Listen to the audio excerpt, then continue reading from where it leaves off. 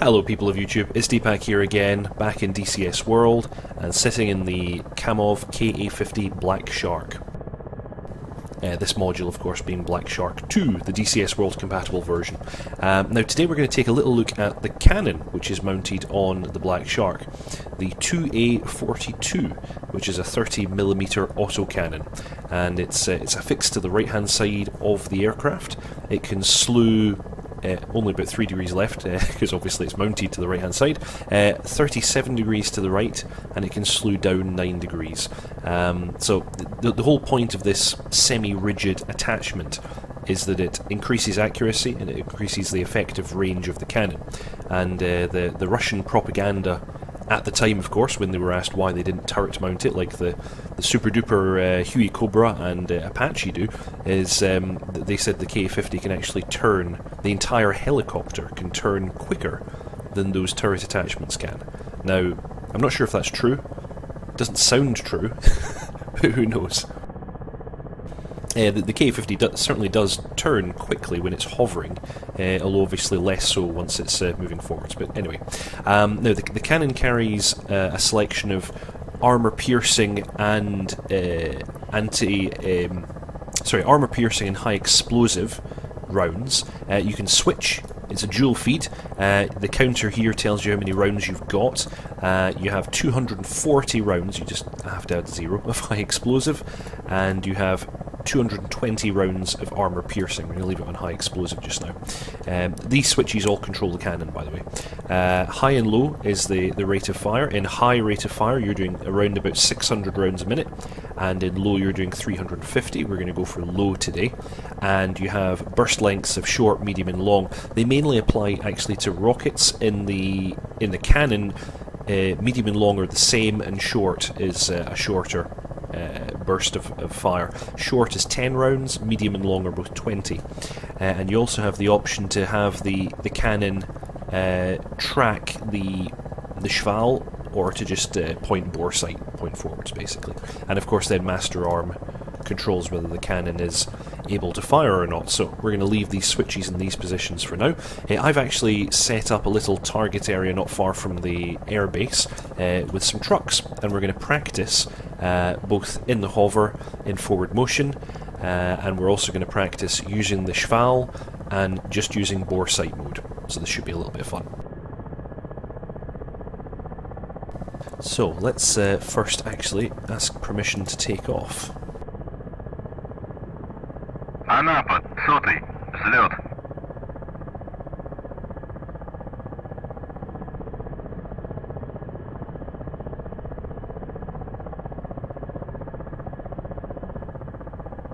Oh, why is no one talking to us? It is 121, isn't it?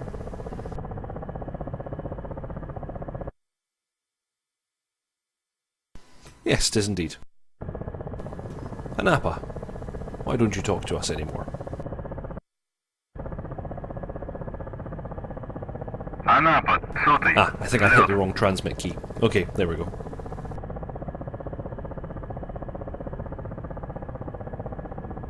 No, still no joy. Okay, we're going to forget about talking to them. Let's just go.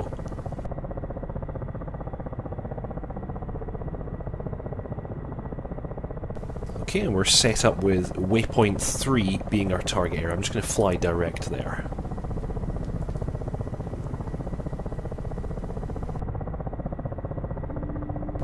Gear up.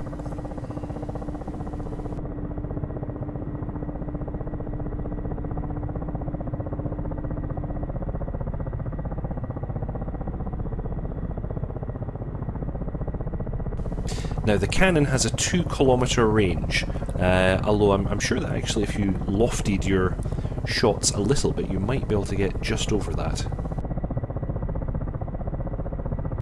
Okay, on the way to the target area we're going to set our laser to standby, we're going to set our master arm to on. We just double check that we get the master arm on, light on the overhead, and that's all the preparation we need to make use of the cannon.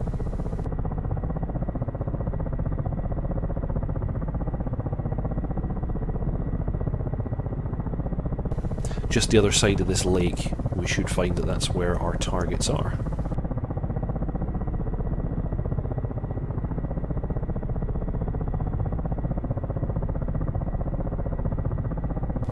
There we go. So, yes, circle marks the spot.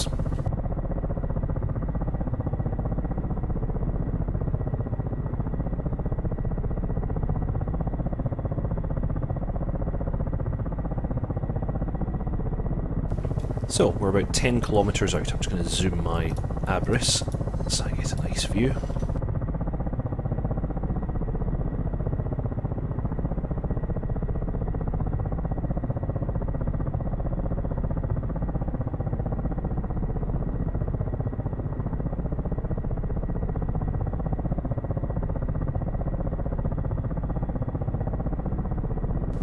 Now, what's going to happen, I've actually, I've not told these vehicles to be static, so as soon as we attack the first one, they're going to scatter from their current formation. But that's okay, because that'll give me an opportunity to demonstrate the moving target mode of the Shkval, which will actually add a little bit of lead onto the direction in which the gun is pointing.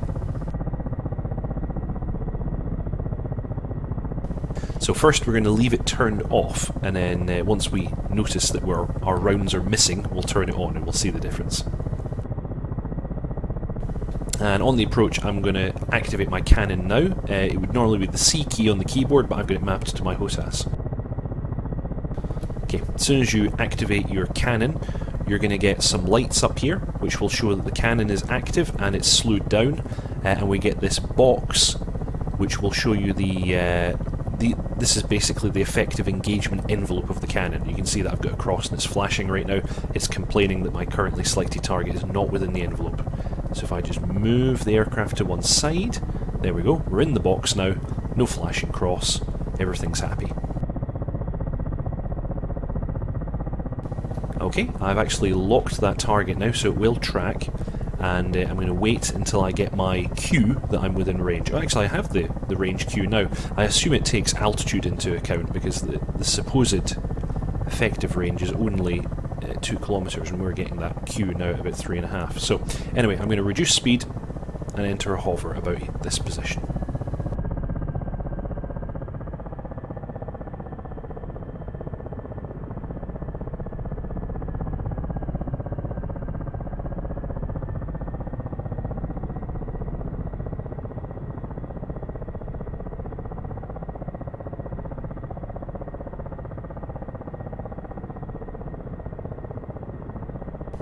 Okay, that should just about do it.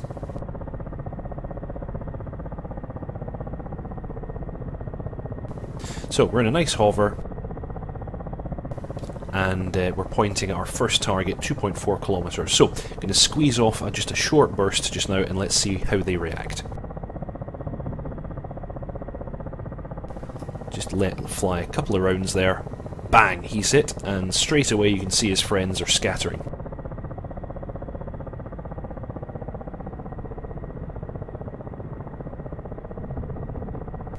Okay, now I'm firing again. Now, I'm going to miss. Yeah, see? Those rounds landed behind him because he's moving. We must turn on ground moving target mode, and then I can try again. They've actually stopped moving now. But had they still been moving, that would have been enough to actually make those rounds make contact. Another short burst against this guy. Let's see what happens. And there we go, that's a hit. So, that's a pretty good demonstration of engaging using the Shkval at a distance. Normally you're going to do something like this. You're going to hover, probably using the terrain as cover, and then do pop-up attacks. That's the safest way to employ the weapon. However, what we're going to do now is the unsafe thing. We're going to do a strafe with the gun just set to bore sight.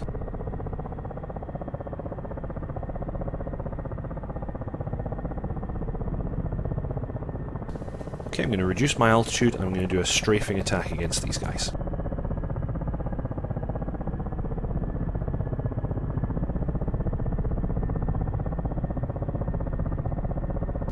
Let's see if we can actually hit something on the first pass, otherwise this will be embarrassing. I see a line of vehicles on the left, actually, let's go for them.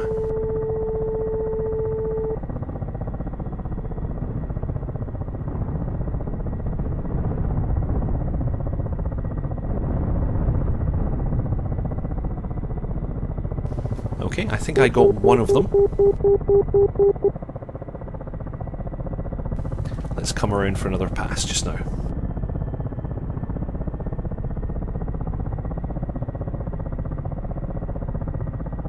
Yes, I did get one. Okay, that's not so bad.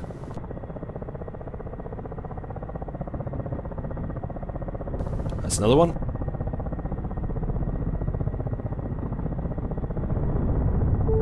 Now, of course, if these guys were capable of actually firing back, we would absolutely not attack them in this fashion, because this would be a very good way to get shot down.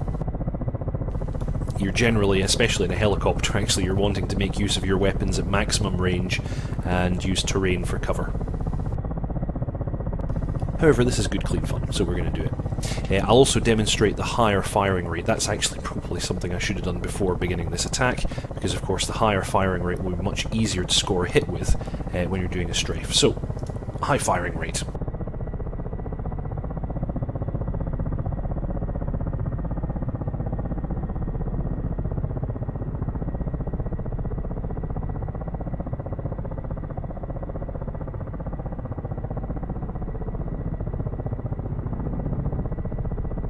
Oh yes, yes, that's much easier. Yeah, much easier to score a hit in strafing mode if you use the higher firing rate. Even if you just squeeze off a short burst, it's very, very easy. Okay, I'm going to return to my hovering position over here, and I'm now going to demonstrate the armor-piercing rounds. Now, of course, with soft-skinned targets like these, you would not normally use armor-piercing rounds, but still, it's nice to see how they work.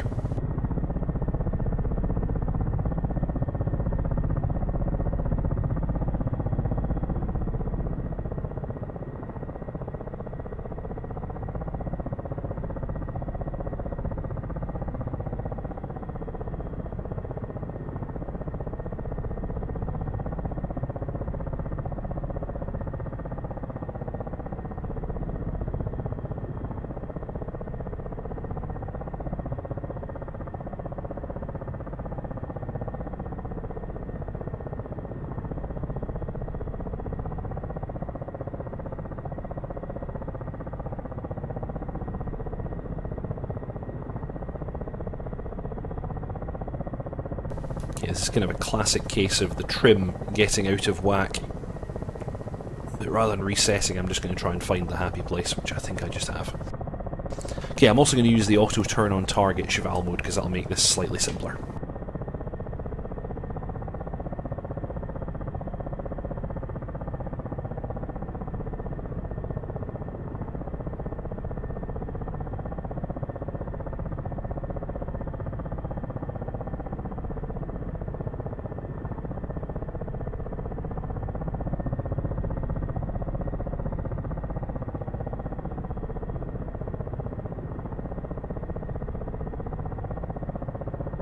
Okay, actually I've flown a bit too close, let's try that again.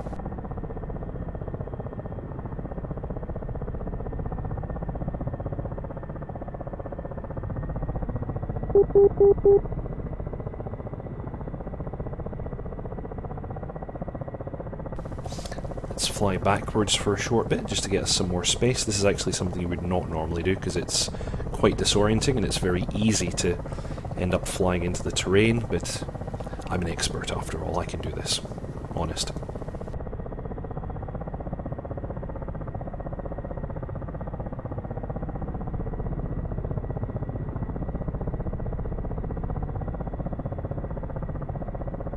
Okay, that should just about do it, I think.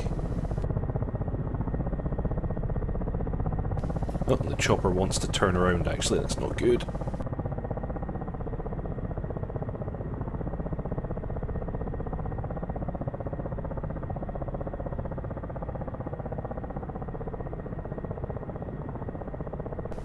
And re-entering hover.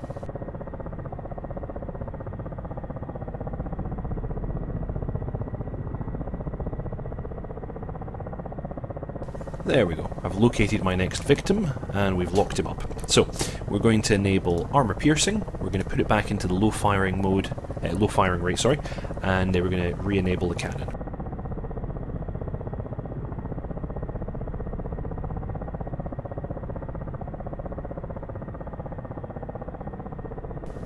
Okay, so I'm going to release a short burst, and you'll see the behaviour of these rounds is quite different from the high explosive ones.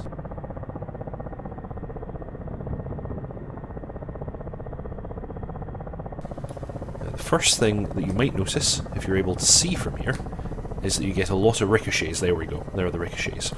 So you have to be very careful with the armour-piercing rounds. If you have friendlies on the other side of a target area, it's actually quite possible to hit them accidentally. I've done it before.